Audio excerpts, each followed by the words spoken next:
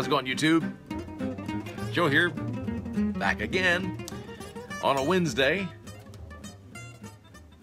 Hope everybody's doing well. Smoking my Peter Jeppesen Nirrup, kind of a bulldog Rhodesian shape. Look at that beautiful stem and kind of the matching cap, shank cap there, and metal inside. He makes some great pipes. And look what I have. My first ever Joe Case Tampers. Yeah, the Golf Tee Tampers there with my logo on it and Joe Case pipes there. Those are going to be available at the Chicago Pipe Show coming up. In this, I'm smoking some Mississippi River. There it is right there. Keep it in these wonderful jars. I got these at Hobby Lobby. I mean, they lock down. They've got a great seal on them. Keeps the tobacco good and sealed. I have several of those with several of my go-to tobaccos. I love the Mississippi River. Let's see. Still getting ready for the Chicago Pipe Show and making customer pipes. Went to the post office today and sent out a customer pipe. And yesterday finished up, and you've been seeing me talk about the pipes and showing you the pipes that I've done already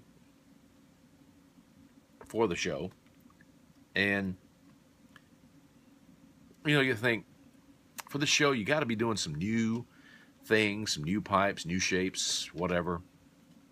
And I have, as you've seen.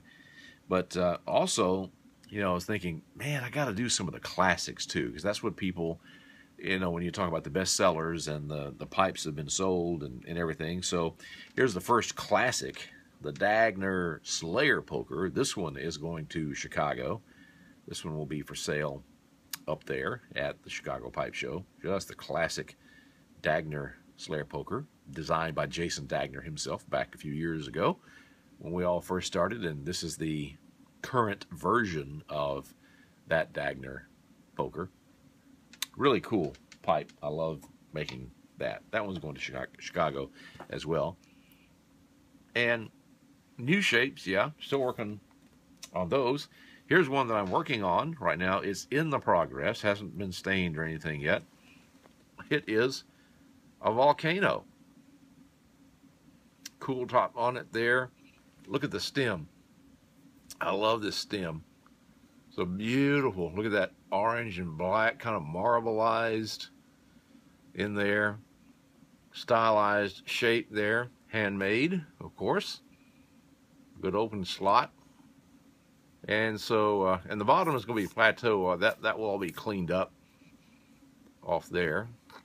And the top will be smooth. Still figuring out what I'm going to do with the rest of this. I want it to be smooth, and it's got some pretty good grain around it, except a couple of places up in here that, I don't know if you can see that. You see all the straight grain and then see this kind of splotch there. So I don't think this is going to make a great smooth pipe, but I'm going to do something really cool with it that will look really good. I'll show you the finished product in the coming days. Oh, this tamper. Golf Tee Tampers work great. Thank you, Aristocob, Scott Markwood, for allowing us to use these. Anybody saw his April Fool's video? That was a classic. You have to go check him out. Aristocob. Aristocob. Let's see. I thought of what I'd do for a couple of minutes. It's something I've wanted to do for a long time. And that is basically sit back with you and answer comments from my previous video. And I've wanted to do that for a while, and I've been trying to keep up with answering the comments on the actual YouTube comments itself. But sometimes that takes a little while to sit down and type it out and everything. Whereas if I'm going to do a video anyway, why not just answer the comments here? Now, for those of you who just said, like, nice pipes, great video, that kind of thing, nothing else. But if you make a comment or ask a question, I'll attempt to answer it on my videos. The first one, Andrew Arntz says, Snakewood is notorious for cracking. Practically every darned pin I've ever made cracked like a cigar at the fattest point. And what Andrew was referring to was this pipe that I've kept as a shop pipe that I was making for Chicago, but not going to happen. It's going to go to Chicago, but I'm going to be smoking it. But this is a Snakewood band there. I showed you in one of my previous videos, and it developed a crack right there in the Snakewood. So being that it was that far along, I mean, it was almost finished when I noticed it. So you can't go rip the band off and put something else on in this when it gets to this point. So I decided just to keep it and smoke it myself, which smokes great. But yeah, Andrew, a lot of different exotic woods can be susceptible to cracking or chipping or whatever when you're working with it, especially turning it on the lathe. But, you know, sometimes you take a chance, sometimes it works, sometimes it doesn't. But you are right, sir. Reval G says you need to make a smooth purple polished bottom poker with a green and purple swirl stem, blackened diamond cut like your Sleepy Hollow. All the comic book superhero Joker fans would go nuts. Well, who knows? A green and purple swirl stem. I'm sure there's one out there because they make every color under the sun. Let's see. Thanks for the comments about the Devil Ants being spectacular. I appreciate that. Let's see. Here's a guy who says $50 each for the 2 shop pipes. He'll take them off my hands. Well, that won't happen, even if I would sell them. But somebody asked me, why don't you go ahead and sell them as seconds? And I'll tell you what, this is my reason for not. And that is because if I sell a pipe, like if I took this one and I sold it to you, yeah, you, and, you know, 2-3 years down the road, you decide, I need money, I got to sell my pipes, or you quit smoking for whatever reason, or God forbid you pass away and your family sells your pipes. And somebody else picks this pipe up and they look and go, oh, Joe Case pipe? Yeah, wow, it's got a crack in it. Does he make pipes and sell them with cracks in them? That's, you know, or whatever the imperfection is in it. And I know none of them are perfect. When you talk about artisan handmade pipes, none of them are perfect. Sometimes the imperfection lies in the wood itself. Sometimes it has to do with the workmanship. But, you know, you try to put out as best a product as you can with nothing glaringly obvious wrong on it, or anything wrong on it for that matter.